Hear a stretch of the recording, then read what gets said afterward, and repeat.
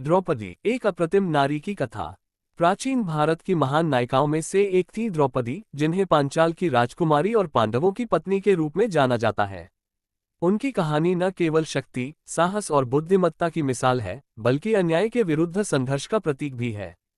द्रौपदी, जिन्हें कृष्णा भी कहा जाता था, पांचाल के राजा द्रुपद की पुत्री थीं। वह अग्निकुंड से उत्पन्न हुई थीं, इसलिए उन्हें यज्ञसेनी भी कहा जाता था। उनका सौंदर्य अद्वितीय था और उनकी बुद्धि असाधारण। उनके स्वयंवर में कई राजकुमार आए, लेकिन शर्त थी कि जो वीर धनुर्विद्या में श्रेष्ठ होगा, वही उनसे विवाह करेगा। अंततः अर्जुन ने मछली की आंख भेद कर स्वयंवर जीत लिया। जब वे अपने घर पहुंचे तो माता कुंती ने अनजाने में कह दिया, जो भी लाए हो उसे पांचों भाई बांट लो। माता के वचन को झूठा न करने के लिए द्रौपदी पांचों पांडवों की पत्नी बनी।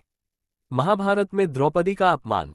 द्रौपदी के जीवन की सबसे कठिन परीक्षा उस समय आई जब दुर्योधन के आदेश पर दुशासन ने सभा में उनका चीरहरण करने का प्रयास किया। युधिष्ठिर जुए में अपना राजपाट, भाइयों और स्वयं द्रौपदी को हार चुके थे।